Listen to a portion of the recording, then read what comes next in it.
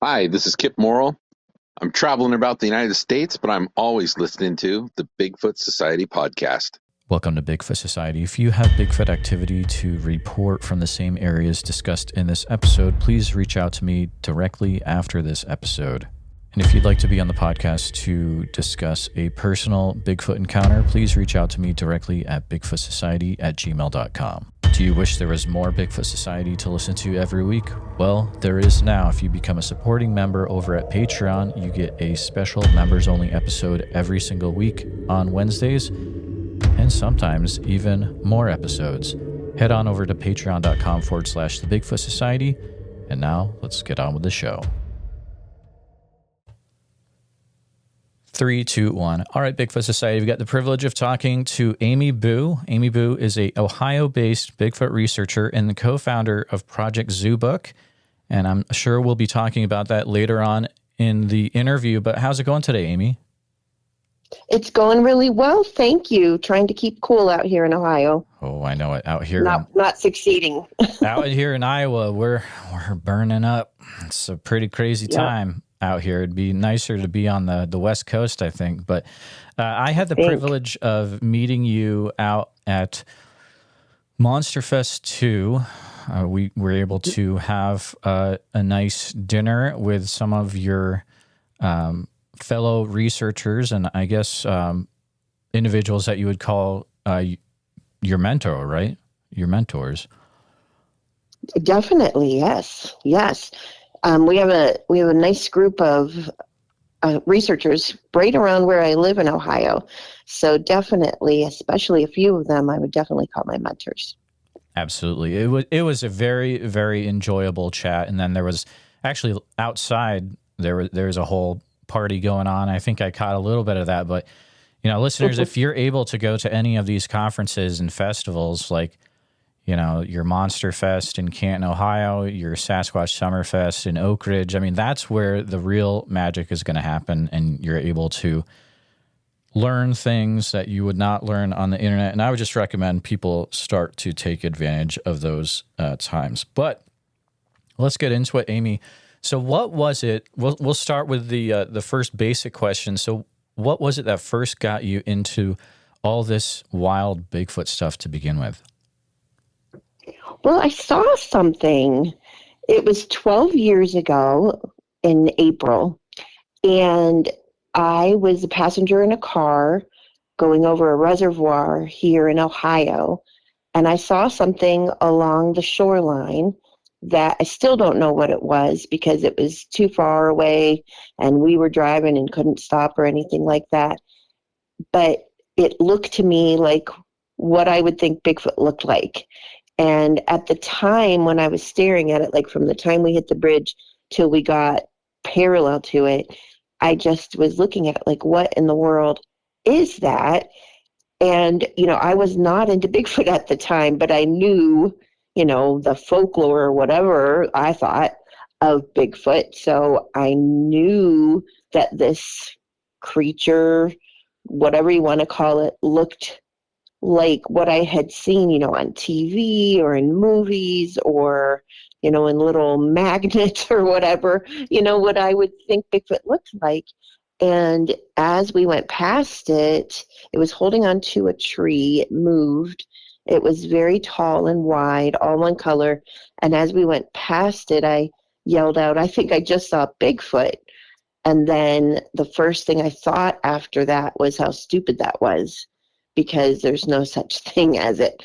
And, I relive that moment in my mind probably every day because I wish I could say for sure what I had seen, but whatever it was, that's what kind of sent me down the rabbit hole, so to speak.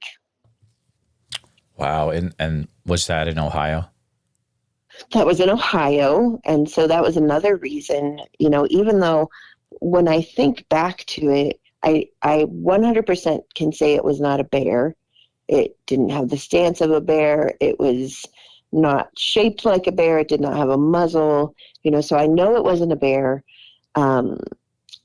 I can't be sure what it was, just because like when I talk to other witnesses, and we all, not all of us maybe, but a lot of us say the same thing, that Bigfoot, when we saw something, was not supposed to exist. So your mind kind of plays tricks with you trying to make sense of it. And since I'm a pretty skeptical person, even to this day, even though I can't, I think I would have been able to tell anything else it would be, but in the back of my head, I keep thinking, what if it was a guy dressed up like a Bigfoot? It still messes with my mind. Like, just talking about it, I can see it in my head. I think about it, and that's what it looked like. And now I think it absolutely could have been a Bigfoot at the time. I'm just saying, at the time, I thought that was stupid. And I'm like, well, what is it? Because it's not that. But I still can't say for sure because it was too far away and too quick of a sighting. But I definitely think it could have been, because my mind has changed a lot since then.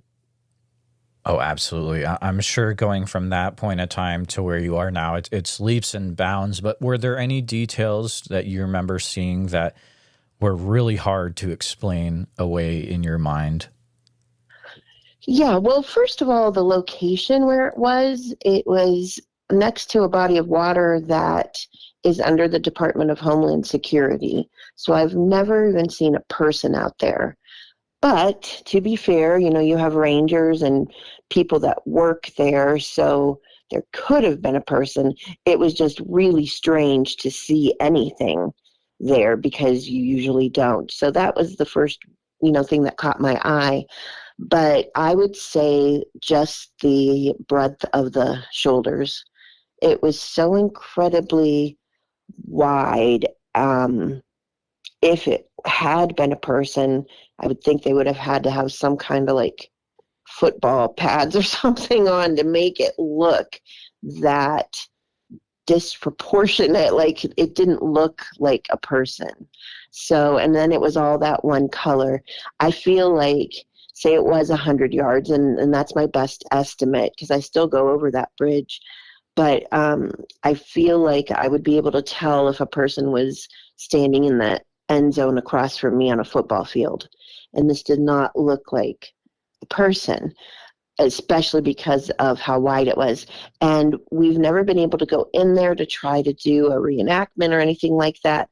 So it seemed to be very tall as well. But I know, your mind can play tricks on you a little bit with how big something is. But it was extremely wide in the shoulders compared to the rest of it, like what I would think a person would look like. Absolutely. In your years after that, maybe watching TV or movies or looking at magazines, have you ever seen any other individual that has that same width of the shoulders, or did that ever remind you of that in any ways? Oh yeah, I've seen illustrations of Bigfoot, like that other people have said they've seen. Like Sibylla Irwin does her drawings, based on what witnesses tell her. And definitely I've seen some pictures that look more like those very wide shoulders with the thinner body, long arms. Now, it was holding onto a tree, but I was too far away to really be able to see the other arm or how long it was or anything like that. I couldn't see a face, but it just was that consistent color. So I feel like if it was a human, they had to be doing some kind of a hoax or something like that, because they weren't wearing normal clothing. Absolutely. And to look at that a different way, have you ever seen that in maybe if you've been looking at like a sports athlete or a movie star or anything like that, or does nothing even really come close to it? Well, just like I said, like a football player, with the shoulder pads on, but even more pronounced than that, I would say. Just how, you can have these guys that are really tall, big guys, but they have these huge shoulder pads on, and so they look like an inverted triangle kind of. So it was more like that. Just the body was a lot thinner, I guess, or narrower than the shoulders. Mm. It's interesting when I've asked that. I ask that every once in a while, and more oftentimes than not, individuals will bring up Hulk Hogan, which is kind of a funny mental picture. But no, that is true. But I would say, like, even more so than him, like even the shoulders even more pronounced. And what in my memory, that's just what I remember being so taken aback by. Like, what in the world is that? Absolutely. You mentioned this area sounds very interesting, and I haven't heard of many reservoirs that are controlled by the Department of Homeland Security.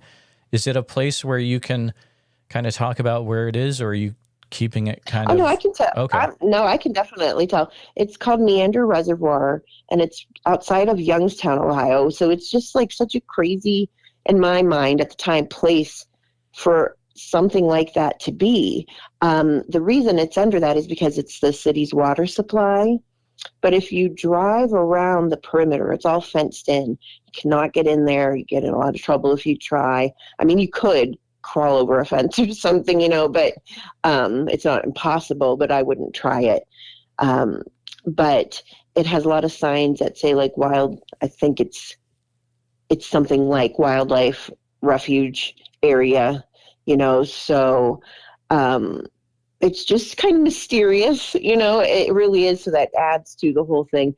And after I started looking into Bigfoot, which was pretty quick after that, whatever it was that I saw, I realized that a lot of people, to me, a lot of people have seen things around there. And as the years have gone by, I've talked to people, maybe I was at a library talk or something like that, or at the park, and people will tell me their sightings. And there was like a lady that had a sighting of one crouched down in the water with a duck in its mouth. So she got a really good sighting. And then another gentleman who saw one with a dead deer under its arm walking across a road. So, it's not the hugest forested area, but it's pretty well preserved, and it is something that something could get in and out of following different waterways and things like that. And you said Meander Reservoir? Yes. So that's so interesting, right? I find the study of names and locations to be very interesting when it comes to Bigfoot. Mm-hmm. And, we were actually, I was mentioning before the interview, Henry Franzoni, and he has this great book, I want to, Spirit of Siaco maybe, where it is a study into all of the names that are associated with Bigfoot in all the different states. And I mean, Neander, that sounds like another word to me, maybe Neanderthal, but maybe that's kind of going too far, but I don't know. No, I'm sorry. It's not it's meander, like with an M. So sorry, like it meanders around. Uh-huh, No, but I see what you're saying. I get what you were trying to say. Yeah. And there's like there's the reservoir, and I'm not sure if they call it a creek, Meander Creek, I think, not a river, that comes out of that and meanders its way around. But no, that would have been really cool if it was Neander, wouldn't it? Yeah, I would have been all about it. So you have that sighting, and then how quickly after that do you find yourself launching into the world of Bigfoot research and going different places? Well, it took me about a year before I submitted a report. And back then it was, when you start looking into Bigfoot and stuff, you see the BFRO pretty quickly. I had not been somebody that watched TV shows. I was not into Bigfoot. Like back in the day, I watched In Search of and stuff. So, an Unsolved Mystery. So I knew of it, but again, didn't think it could in any way be real. But I started looking into that. But it was about a year before I submitted a report. So I was like, oh, what the heck, I'll do it. Because at the time, I didn't think my maybe sighting was good enough to submit. Because I wasn't sure what I saw, and it was kind of far away and all of that. So I thought, well, they won't want to hear that. Now I know that that's not true, because you want a story of the whole area, and any bits of information that come in are worthy, or good. If somebody hears something or sees something or finds a print or whatever you're talking about, I think that's really good to show the story of an area. But at the time, like I said, I still was, going back in my head, this can't be true. Is this true? Could it have been that? And it turned into, like, that year before I submitted my own report, I read and read and read. I really got hooked into this mystery.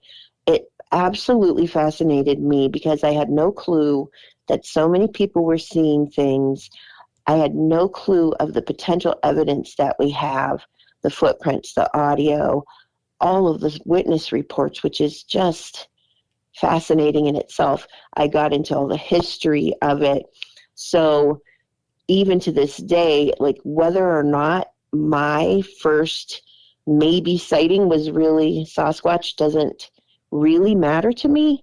It was my jumping off point, but that's what got me interested. And I spent that whole year, I started going to hear, speakers and things like that, if I would see that somebody was going to be close by. And I really just kind of educated myself in it. Then I submitted my report, and then, like, I went to my first Bigfoot conference. I met other people. So then it kind of took off quickly. But I spent a lot of time just really familiarizing myself with what could be going on here. And I thought, first of all, this can't be real, so I'm going to prove to myself it can't be real. And then I thought, this is actually interesting. And all through the years since, I've just gotten more and more convinced that these creatures are real. I found there was a point for me where I experienced some things that after I experienced that, it just really rocked my worldview. And I had been what I feel was 100%, but it just launched me way, way into an area where there's no way I could come back from what I experienced.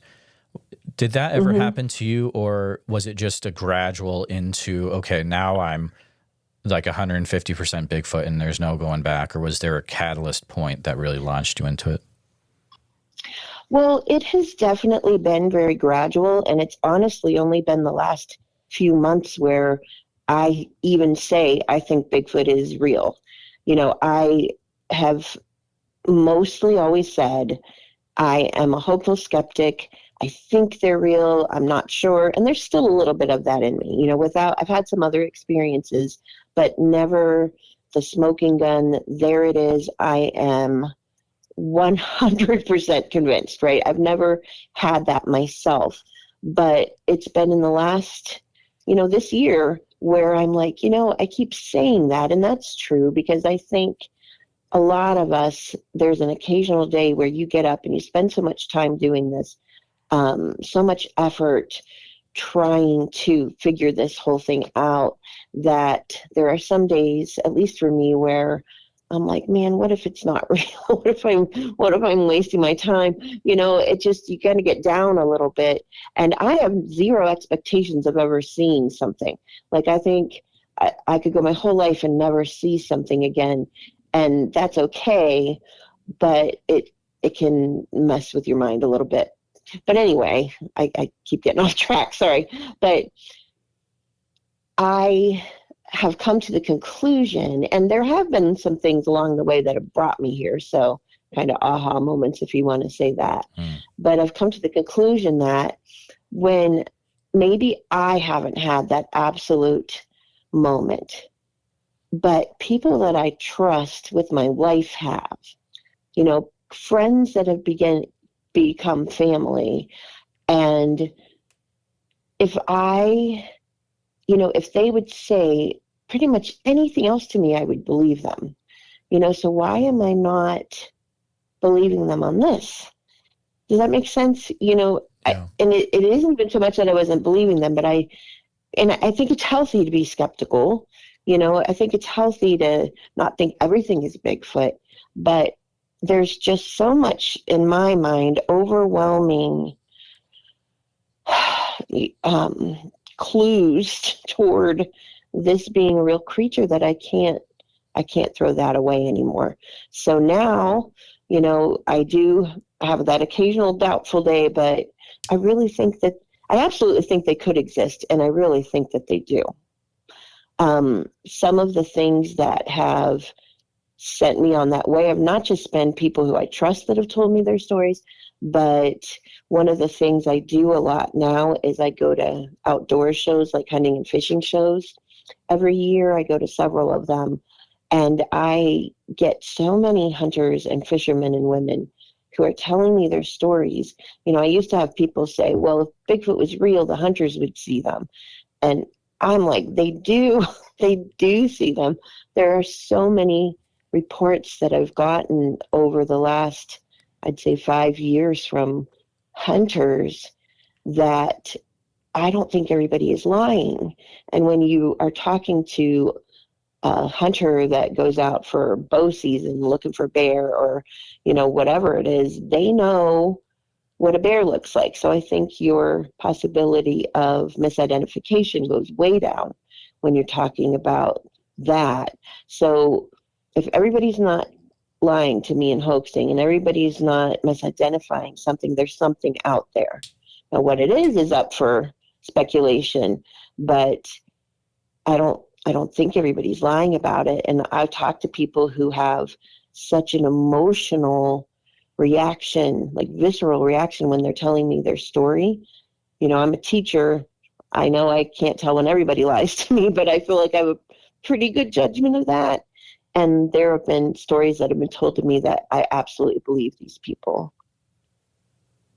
I know exactly what you're talking about. I experienced that in Oregon, and there were people with loggers and barbers and construction workers and hunters that were having so visceral reactions in front of me that I didn't even ask them a lot of questions because I didn't want them to be in that emotional state for too long to damage them again. It's just, it is extremely intense, and there's no way that, I agree with you that all these people are lying, and they're not selling books. They don't have a YouTube channel. They just saw something and they're trying to come to grips with what they saw or what they experienced. It's crazy. Over the years, have you been able to go to any actual in the field spots to try to research Bigfoot for yourself, face to face in the field, I guess you'd say? I do. I have, and I do. I live about, I think, like 10 miles from the Pennsylvania-Ohio border. So I actually go out to PA a lot more than I do Ohio for research purposes. So the Allegheny National Forest is my home. I always say my grandpa had a hunting cabin up there, and my whole family spent, our childhood and teenage years and everything going to that cabin. The cabin's no longer there, but I still go to the area where it was. And I go there for nostalgic reasons and because it's so beautiful and I love it there. But I also go there because there are so many Bigfoot reports in that area. So I spend a lot of time in Pennsylvania, also in Ohio, especially in Columbiana County, where there are a lot of reports, but all over Ohio. And now, over the last several years, I travel quite a bit. So I go out to the Pacific Northwest when I can make it out there, both as a member of the Olympic Project and just, doing my own research.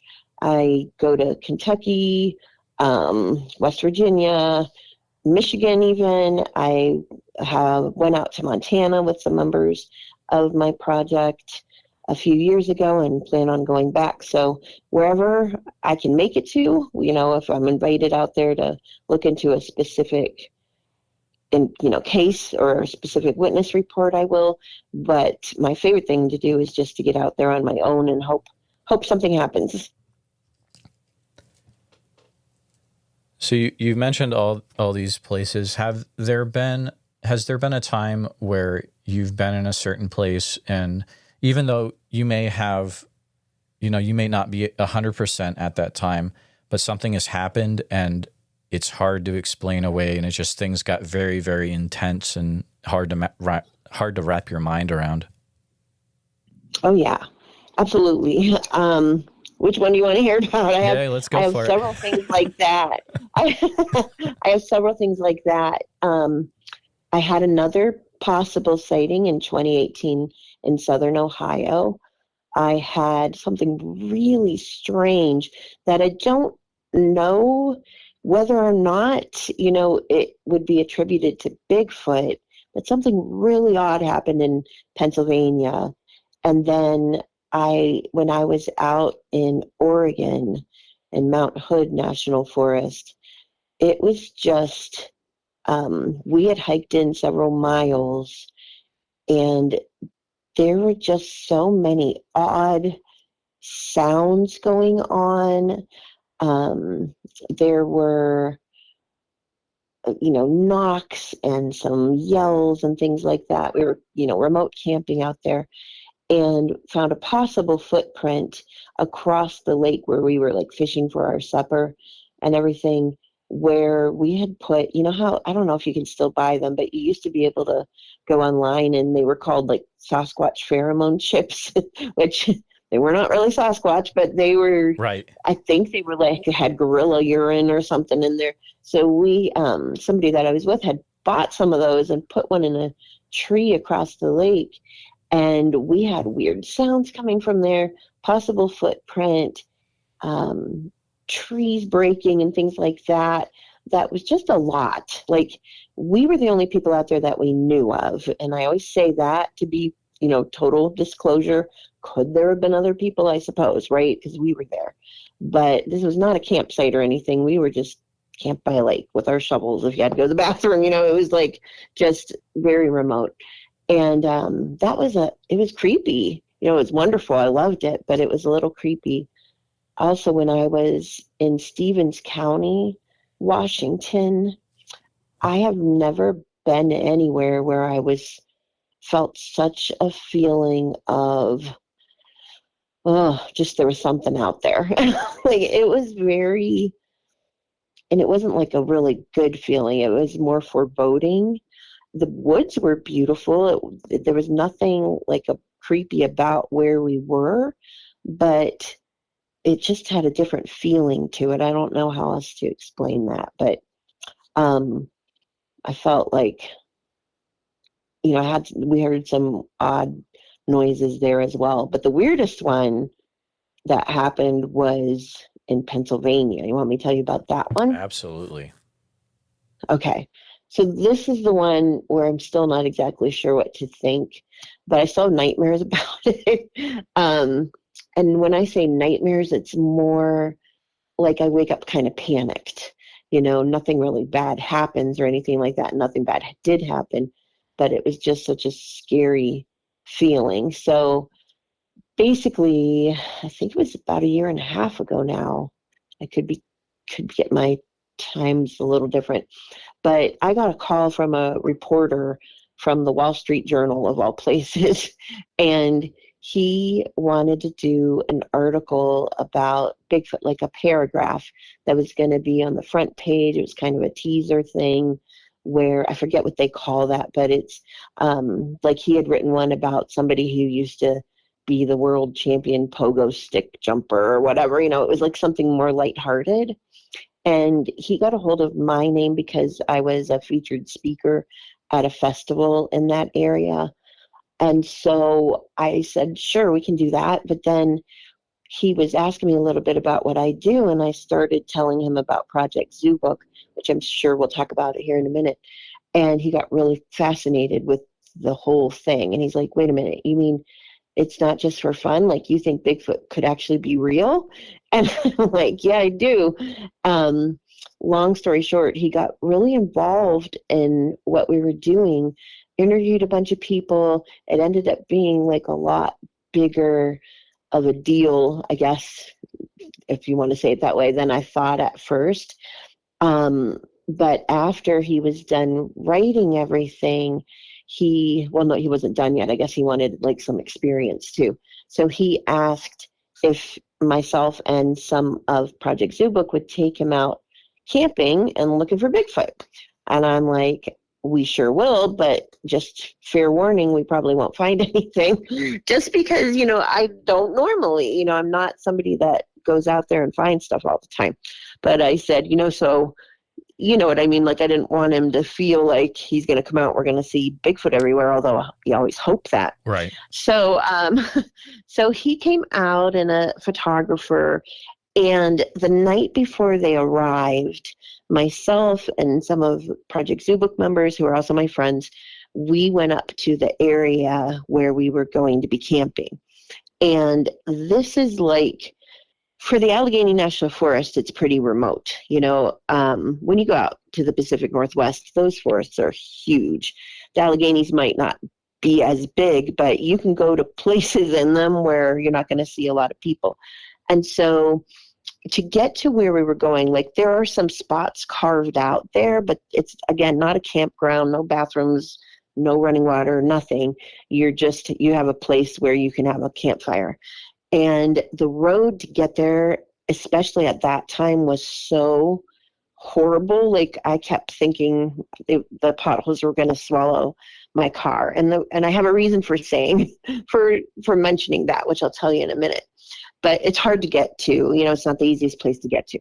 So anyway, we went up the evening before, because we wanted to set up camp and have everything ready for them. And so we were not in Bigfoot mode. I remember when I first got into this, somebody warned me, like, before you even get out of the car, put your audio recorders on. You never know what you're going to catch. But I wasn't thinking about that. I'm just like, oh my gosh, the Wall Street Journal is coming tomorrow, so I better get cracking. So we didn't have any cameras set up. We didn't have any audio equipment set up, nothing. We were just like, let's set up this canopy, so in case it rains, let's have some firewood, all that kind of stuff. So that night we were ready and we went to sleep. Never did any kind of research, nothing. We just were ready. And my friend Tina was in her van, because you can drive up to the area we were at. There's some places to park. So she slept in her van on a cot. Next to her van in a tent was Monica, and I'm saying, kind of giving you an idea what it was like, because that's important too. Then I'm so bad at distances, but I don't know, like maybe 20 yards away was me in my tent, and then further away from me were our friends Kevin and his daughter, and they were in tree hammocks, like tent hammocks up in a tree. And their dog was on the ground beneath them. So you kind of get the setup a little bit. So we had gone to sleep. It was dark. This area that you're in, you cannot, like, very rarely get a text or a phone call or anything to go through. It's, there's just no service up there. So I'm in my tent, and I couldn't sleep right away. It was very windy at first. And I was like playing a game on my phone, like something you didn't have to have Wi-Fi for. And I was reading a little bit. And as I was doing that, I feel this, and I think I had like dozed off kind of, I can't remember. It was just kind of like, I need to fall asleep type of thing.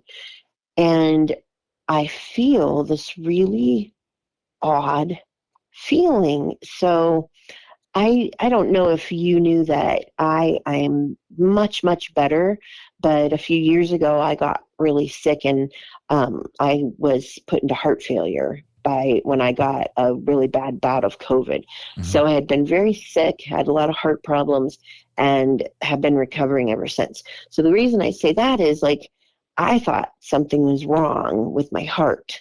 Like, it was just like, felt like it was like vibrating, beating really heavy.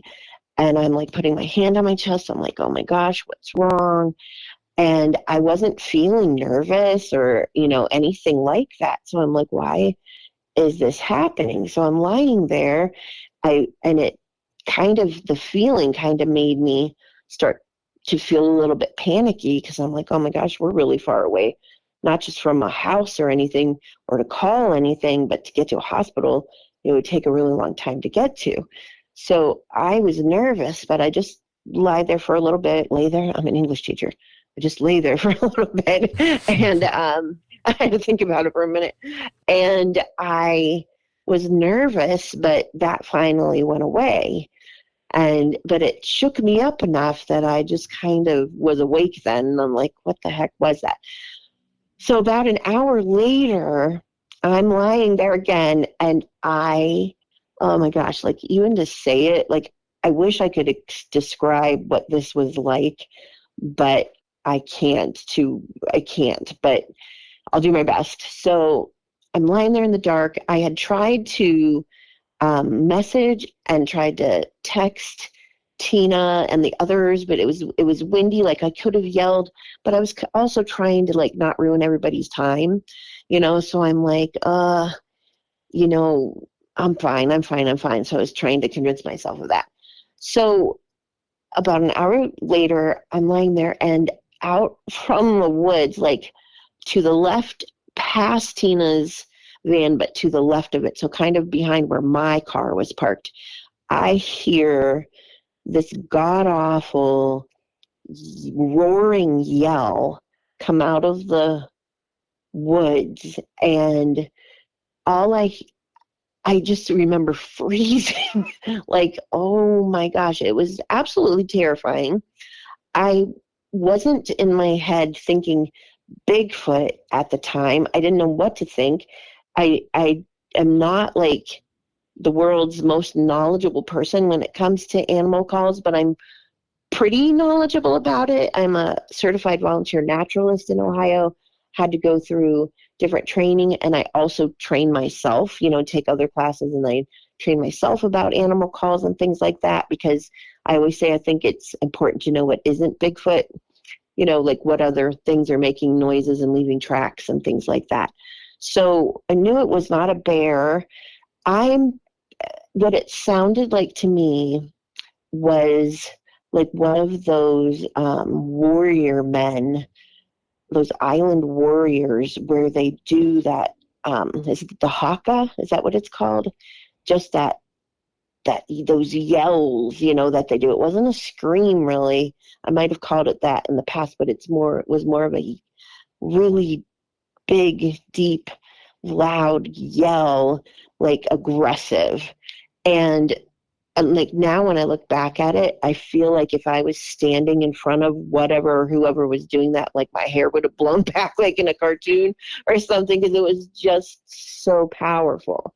So I'm in that tent, and I'm like, oh my gosh, like I was just thinking like we're all going to be murdered by somebody or something, I was scared. So I was quiet for a little bit, and then I was just like, I got to get out of here. I didn't want to be in that tent,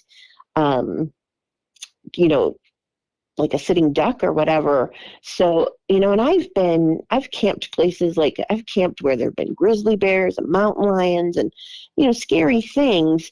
And I'm not sitting here saying I've never been scared before, because I have, but never to the point where I was like, get me out of here. And I made a move for that. So my stomach was upset. It was just really scary. So I ended up getting out of the tent, and I went over to my car. And, in the meantime, like I had called out to Monica. She finally heard me, and she's like, are you okay? And I ended up in my car. And Tina said from her van, like she heard Monica and I talking. She could see me with my headlamp on, like looking around all night, because I just sat in my car scared. So fast forward to the next morning, like nothing else ever happened that night, but I could not sleep. And the next morning we were all bedraggled and sitting there drinking some coffee. And Tina was like to my left, Monica was to my right, Kevin was over further to the right. We're all talking. And we were talking a little bit about some different stuff. And then Tina said, well, in other news, I think I'm going to have to miss all of this whole thing today with the reporter. And we were like, what happened? And she said, well, I think I was having a medical emergency last night, because I was having these really bad heart palpitations.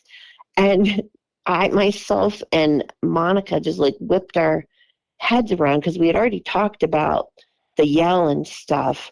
But I had like the yell scared me so much that I wasn't thinking about the heart beating weird stuff.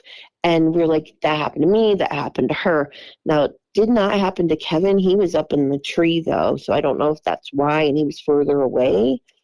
But another thing, when that yell happened, I heard it, Monica did, and Kevin's dog started barking, and the dog was barking toward where it came from and also the other way, and it wouldn't settle down until Kevin like unzipped his hammock tent and brought the dog in with him. So it was like everybody was experiencing something, but Kevin didn't hear it.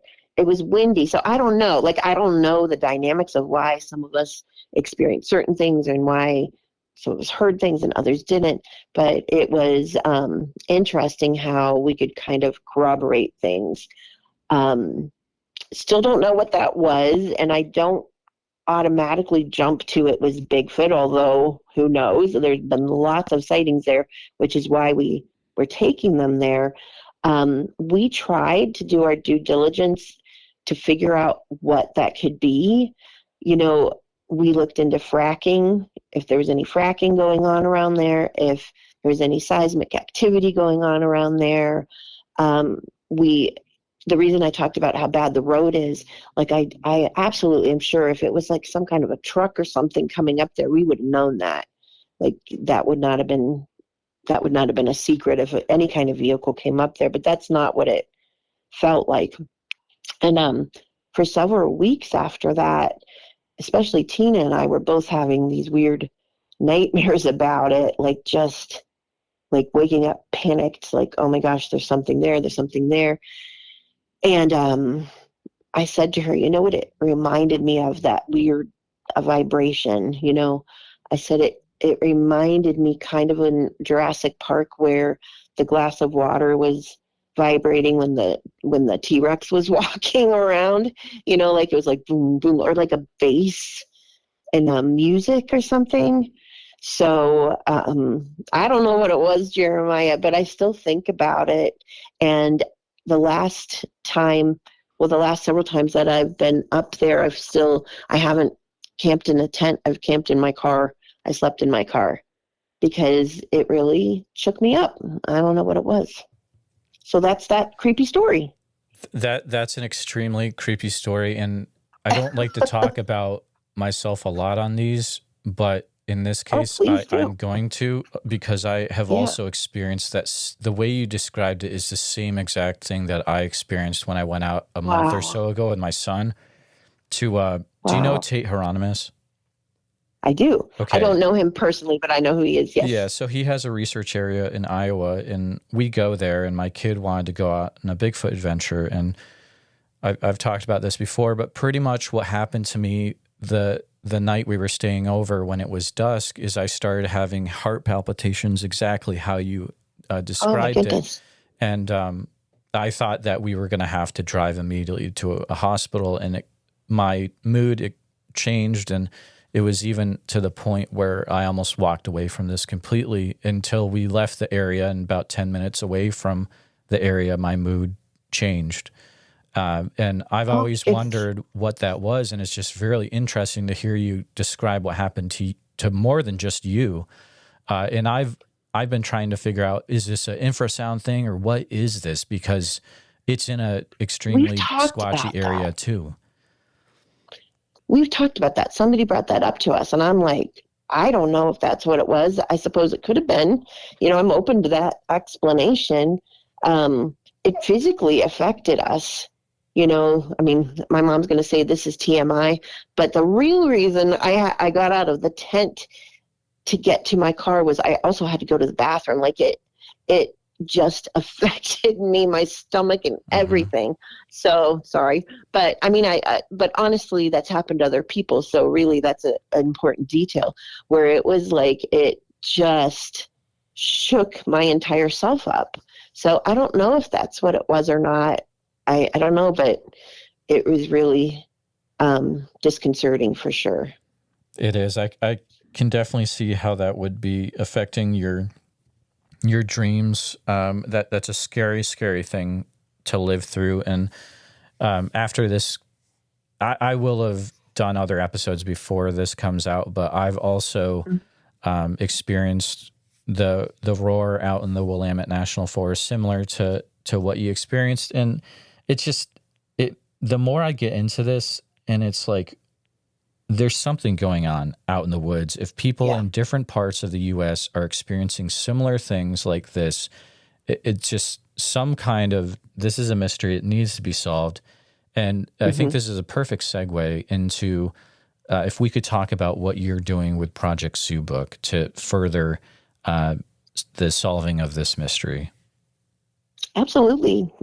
So Project Zoobook, in a nutshell, we call ourselves a think tank of researchers and scientists. And we started in 2018. I think I first met our first two primate zoologists in 2017, but we kind of started in 2018 to really talk about things. They had a Bigfoot lunch club, they called it, at their zoo in the primate department, because they, especially the two that I'm talking about, but the other zookeepers at the time were also interested in Bigfoot. And I stumbled across one of them out in a Facebook group, and we became friends, and now we're colleagues. And it's a longer story than that, but long story short, from that time when we first started just having kind of group phone calls, I knew at the time that at least I hadn't had a lot of scientists that were taking the topic of Bigfoot seriously. So I felt like, I mean, maybe it sounds dramatic, but I did feel a responsibility to bring people to them that knew a lot more than I did. You know, I have read a lot and I experienced some things, but although I don't think there are experts in Bigfooting, there are people that know more, you know, or who have experienced more and know about certain topics and all of that. So we just started having these every other Thursday night. We started having these phone calls. Then it turned into Zoom calls once that became more popular, and we've been doing it ever since. We have independent researchers in Project Zoobook, where I always call myself kind of the coordinator of things, where say one Thursday night, there's a whole bunch of us on a Zoom call, and it could be like we have a certain topic, like infrasound, like we were just talking about, or something like that, where we might get an expert in the scientific arena to talk about that.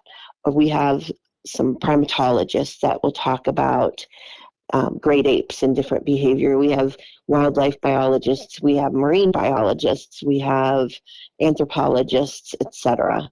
And everybody brings something to the table where we will discuss things about, you know, if Bigfoot is real, because a lot of our scientists are still hopeful skeptics, like what I call that. Some have had experiences, so they know it's real, they say. But we're trying to, number one, make the topic of Bigfoot less taboo in scientific circles, like Dr. John Bindernagel wanted to happen. So we're kind of standing on his shoulders and furthering that. A lot of our scientists are still, I always say, in the Bigfoot closet, where they are very open to it and perhaps even saw one, but are worried about losing their funding or credibility, unfortunately. And I get it. I always say I'm the mama bear of the group, because if they don't want to be involved openly, then that is fine with me, because I think someday that's going to happen. I just support however much they want to dip their toes out into the public world of all of this. So we have some that have spoken with me at different places. We have others who were interviewed for Doug Hychek's upcoming Sasquatch Legend Meets Science documentary. And then we have some who probably will always remain a bit under the radar or undercover because of their jobs. I always say that to not just the general public, but to people in academia, some people, not all, but some people, if a scientist says they are seriously looking into Bigfoot as a living, breathing species, that they might as well be saying that they are looking for Smurfs. I say that a lot, but I think it's a really good analogy for some people. Others are more open to it. And another thing I want to say about it, I have a couple things. One thing I want to say about it is that we don't claim to know exactly what Bigfoot is. Our interest and our area of study is, could there be a living, breathing, pooping, mating, natural creature out there? Like, that's where our research is based. I personally have friends who look at things very differently, and I'm fine with that. Like, I think everybody should take their interests, take, their experiences, and follow the path that, they're kind of interested in following. So, and maybe the answer is somewhere in between all of it. But, I hate it when people are always fighting in the Bigfoot community, because to me, a lot of times when people talk about like the woo or more paranormal, supernatural things, and I'm not just saying this to be wishy-washy or not, but I truly think that some of that is just science we haven't put a name to yet, or we haven't figured out how it works yet. So in Zoobook, Project Zoobook, we're definitely, using scientific method, seeing where that takes us. That is what I think Bigfoot could be, but I'm a cheerleader for other groups or individuals that take a different stance, I guess. The other thing we hope to accomplish is, we have all these different individuals, whether you're talking about the scientists or the researchers, and we have a lot of different projects going on. So we might have a lot of things I can't talk about, and I'm not trying to be vague, but, just out of respect for the scientists. But we might have, this researcher and scientist out in the Pacific Northwest working on a micro study of an area, or we might have a couple of the scientists working on data collection, from different reports. There's lots of stuff going on, and we get together on those Zoom calls to talk about what people are doing, to listen to witness reports, to share our own experiences. And we hope that someday, there's a lot of crossover between the Olympic Project and Project Zoobook. We have a lot of members shared. But we share the goal of being able to someday take any bits that we've either learned or conjectured, because again, we're not experts. We're trying to figure this out just like everybody else. But when and if Bigfoot is confirmed as a new species, that we would be able to take what we've learned and hand it to the powers that be, and trying to help preserve and protect them as a species. So that's our goal. We have a lot of fun. We've been going strong for 6 years now, and I love it. It's one of my favorite things to do, and one of my favorite things that I'm involved in. It's refreshing to hear someone else say the same viewpoint that I personally hold, which I've always felt that, like kind of you said, feels like you're doing a cop-out. But, I mean, that is literally my viewpoint, too, is that it's probably a physical creature that can do stuff that science can't understand yet. And that's what I think, And why not? I mean, there's so much we don't know. I think to me personally, I think it's arrogant to act like we know everything, right? There could be two different things going on, one with a physical creature and something else that people are experiencing. I don't know, but I'm not afraid to say that, I absolutely think Bigfoot could be I don't think any animal or person is normal, but, I think it could be a earthly creature. And that would be so cool if that's what it is. And that's where our work is focused. I always say that while I'm out looking for Bigfoot, wouldn't it be awesome if I found a new fungus or something like that, especially as a as a volunteer naturalist. That would be really neat. But I think it's important to be looking outside the box too. That's where most of the scientific discoveries are outside the box. Absolutely. There is just so many, I would say, it's weird stuff. And it would be great if we could in some way discover that, yeah, there is maybe some animal that can affect our hearts, or even maybe the way that we think or the way that we hear in certain areas. I heard some very interesting theories out in Oregon over a week or so ago. The UAP community, or the UFO community, has been having a field day over the last few years with just different things coming out, different disclosure things. Do you think that we might ever get to the point where there's like a Bigfoot disclosure heyday, or maybe not? I think there could be.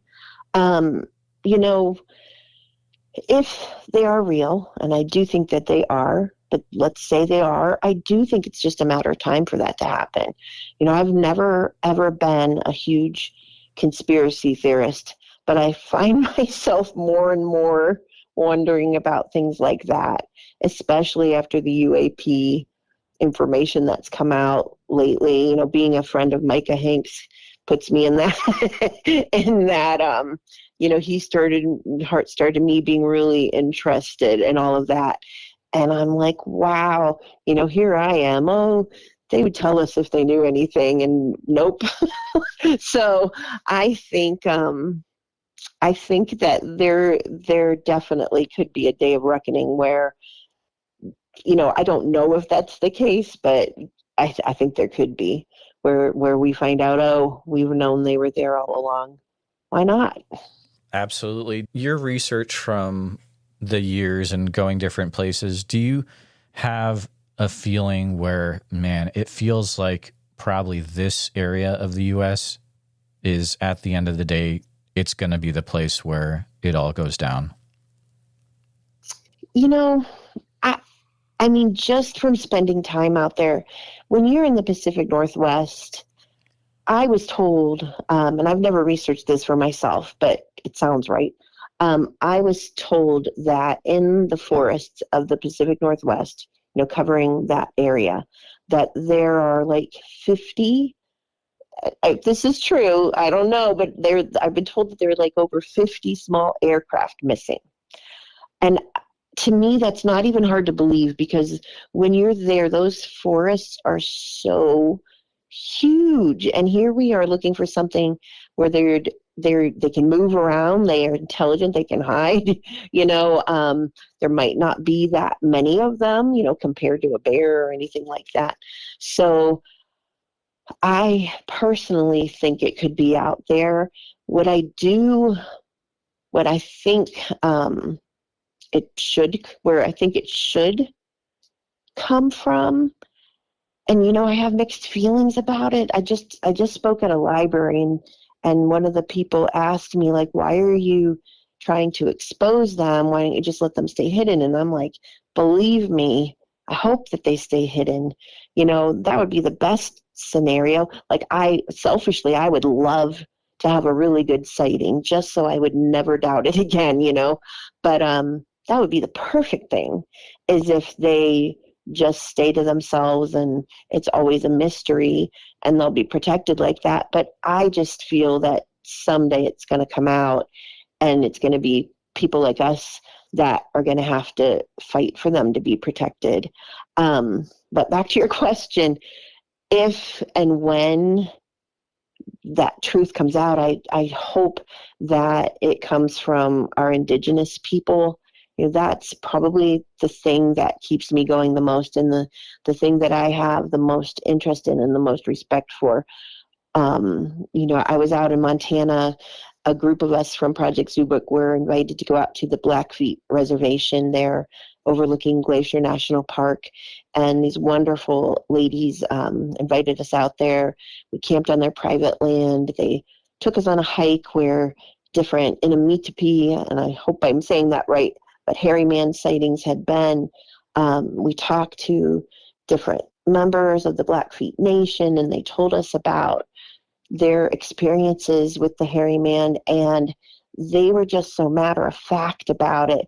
You had asked me earlier about was there any times when I kind of had a awakening about, or like, I'm not sure if that was your word, but like an aha moment about these. That would have been one of them. Spending time with the Blackfeet, and just that it was taken for granted that they were real. Another time is when I was out at the nest site for the Olympic project, and I was there with 2 primate specialists, and the looks on their faces when they talked about how those nests looked so much like the gorilla nest they had seen over in Africa. Those were like my, oh my gosh, Bigfoot is real moments, but I hope that our First Nations or Indigenous people have something to do with, if it gets to that, where there's no more denying the fact that they exist, that they're going to be involved in protecting Bigfoot, the hairy man, Sasquatch, and the Metepi, whatever you call them, skunk ape. I think we should listen to them. Oh, I absolutely agree. And so this is really interesting because this is an anecdote that I've heard and also said multiple times. Usually when people ask me what my favorite Bigfoot evidence is, and I'll say something to the effect of, well, the Olympic Project found these nests and they brought these primatologists out there, and the primatologists were like, wow, it seems like this. And so you were actually there for that. I was there, yeah. Oh, it wow. was two from Project Zoobook that we flew out, and I was already a member of the Olympic Project at the time, but even members of the Olympic Project, not everyone has been to that nest site. So I didn't automatically assume that I was going to get to go, but Derek Randall's kindly invited me to come along, so I was like the fly on the wall, like super excited about it. But I will just never, ever forget the looks on their faces. These 2 individuals worked with great apes. One of them was over in Africa. The curator at a zoo he used to work with was one of the first scientists that had ever seen a cross-river gorilla in the wild. He had lived there for 8 years on the border of Cameroon and Nigeria, and he finally saw some cross-river gorillas for 10 seconds, and then they were gone. And after 8 years, so these are people that know what they're talking about, and they've never said for sure, and even the Olympic Project, we don't say for sure that that's what's making the nests, but it absolutely seems like it. It really does. And the primate specialists, they were like, these look like what, like the nests had different personalities. They talked about how like chimpanzees will make different nests, like the females often take a lot more care in making their nests, and the males usually just throw some sticks or whatever down, whatever plant material they have, and sleep on that. And they were talking about how gorillas set up their nests in the wild, and how the nests there in the Olympic Project really mimicked that with the sight lines to each other. And they were talking about how there were some smaller nests that were up in some bushes, and they weren't very well made, and they said that they looked a lot like practice nests that gorilla mothers will use to teach their young how to make a nest. And then we would talk about things like, orangutans only have young every 7.5, I think, years. And so maybe this area was a birthing area of how, it's really, really remote, and you have to like belly crawl to some of the areas there. There's a means of egress down that embankment down to the salmon stream, and plenty of food. And just that's what's so cool about Project Zoobook. When they got interested in Bigfoot partly from listening to stories about it and noticing bits and pieces of and clues and bits and pieces of information that somebody like myself, I'm an English and reading teacher, I wouldn't know that that's something that a primate would do. Does that make sense? Like Absolutely. They would pick up on things that we wouldn't pick up on. So it's just so much fun. It really is. I've learned so much. That bit of conversation that you provided about how they look at those nests is, that is incredible. Thank you for sharing that, because I know it's probably something where, you wouldn't know that information unless you were there with those people to observe it. So that is very special. Asking about a certain area, just because I like this certain area. Have you ever had the privilege of going to Oklahoma at all? I have not. I would love to, just haven't made it there yet. It is on my list for 2025, hopefully. I hope you get to go. I'll be going back to Oregon for sure, but I've always wanted to check out Oklahoma, especially the Southeast. But yeah, I hope you get to go. Yeah, I've been out to Texas, but not to Oklahoma yet. Is that like the Southeast Texas, or? Yeah, I think that's the Southeast. It's like the Four Corners. Okay. Now I'm getting my geography wrong. Yeah, like where is everything? Yeah, I went down there like for a Bigfoot conference a few years ago, and then I traveled around a bit. Went down to Arkansas and Boggy Creek and all kinds of stuff. So it was a fun trip I made. You get a ton of reports, I would imagine. I mean, it sounds like you get a ton just from wildlife and nature shows, hunting shows. Do you get a lot of reports about how the individual, what they saw, they describe it as an orangutan? I have had a few. I've had a few like that, especially from that color, that kind of reddish, brownish, orangey color. I had one of my favorite reports I ever had was actually from Alabama, and they described it more like a gorilla than an orangutan, but it was down like on its knuckles. So, and I don't hear that very often, but they saw something by a bridge and it was crouched down like that. But, once in a while, like an orangutan, not too often. We get a lot in Northeast Ohio and Northwest Pennsylvania. We get a lot of reports of cream color or white Sasquatch. Oh, that's interesting.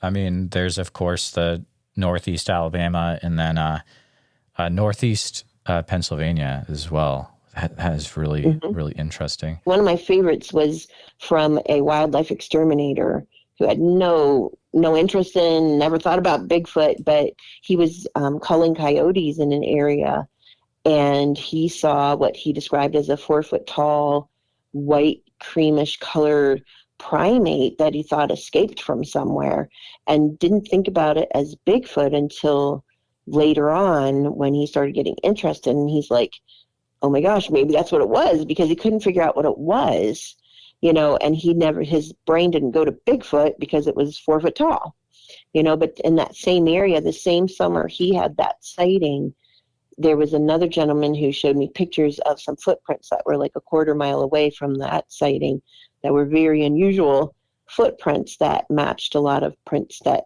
we think are from Sasquatch. So something's out there. Oh yeah, the stuff I hear from Ohio alone is some weird stuff. What do you do specifically with the Olympic project, Amy? Well, when I'm out there, we go out to the newer nest site and the old one, and we do a lot of research out in that area. The last time I was there, I helped Shane Corson to change batteries in the different recorders and things like that. So I do just go out there and help with that kind of thing. But I'm more of I live in Ohio, so I'm a Midwest representative of it.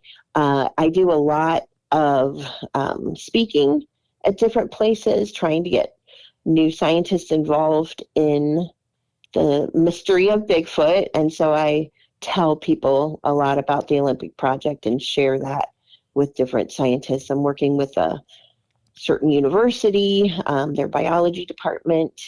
And so I'm kind of spreading the word as a Midwest representative of it. But when I'm out there, I go out and help as much as I can. That is really, really cool. I first off, I want to say thank you for spending some time with me today to talk about your research and Project Zoobook. And it has been fascinating. But before the end of our time, I just want to say, so I know there's a few listeners at least that they are scientists or some related field. I talked to an individual from India the other day in the wildlife conservation community. And so I know these individuals are listening to my show because they reach out. But if you could share with these listeners, how can they reach out to you if they're interested in, finding out more about Project Zoobook, and maybe it's something that they can help out with as a scientist? That would be wonderful. That's really what I do. So I really, really appreciate that. My email is bigfootamy, AMY, @gmail.com. So it's easy to remember. We are finishing up working on a website. And when it gets finished, we're going to make it interactive where people can go on there and ask like certain types of scientists, certain questions. So we'll have our primatologists and our zookeepers and our anthropologists, wildlife biologists all on there. Some of them you'll get to know them personally. Others, just because of their jobs, again, they might have a little cutout of a silhouette or something like that, but they'll be on there to answer questions. We'd love to hear people's stories. So there'll also be a way to get a hold of us. I think you even can now get a hold of us through that website, but it just comes to my email, bigfootamy @gmail.com.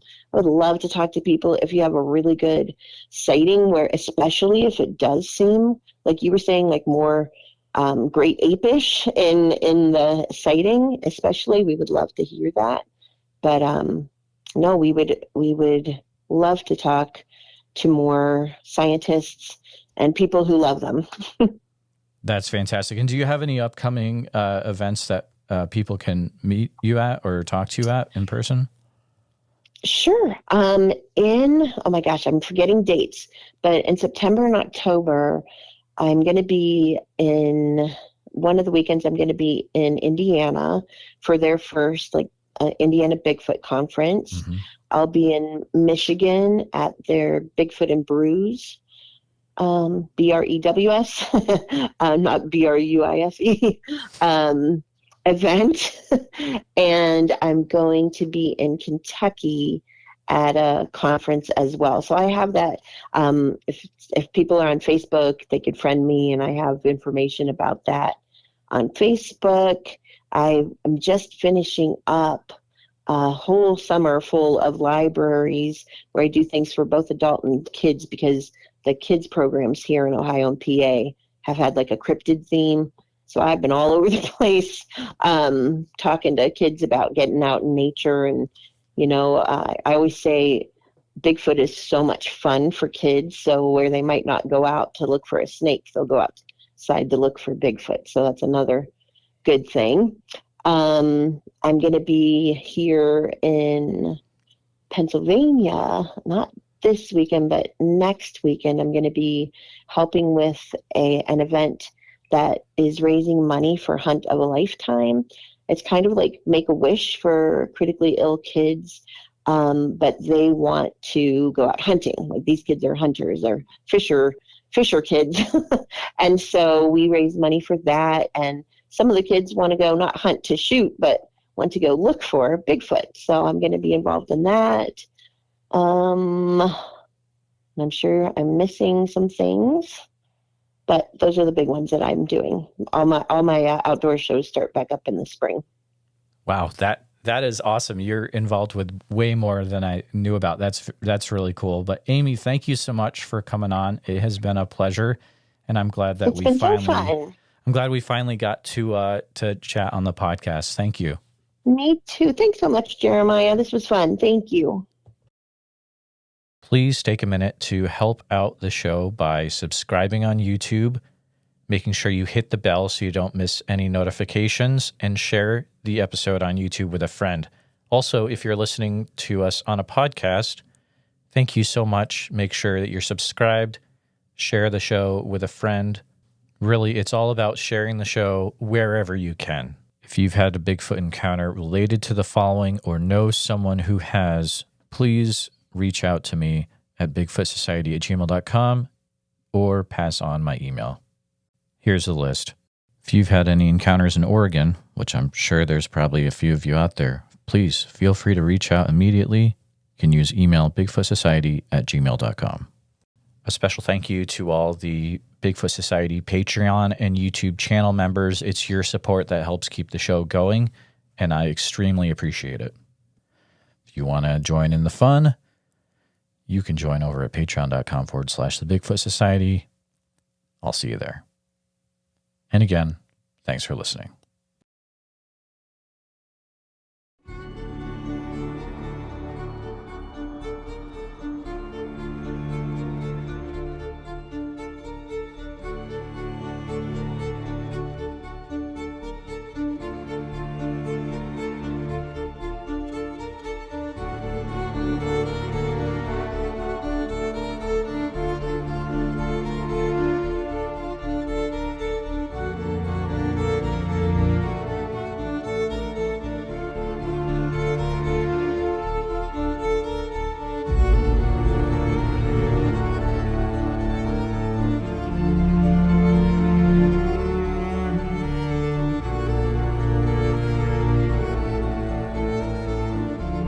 Her and I can get on here and we can tell our stories. Maybe there's somebody else out there listening that's too afraid to tell their story. Maybe this will give them the courage to come out and not feel so bad about it. Who cares what anybody thinks? I know what I saw. I know what's out there. That's all I care about.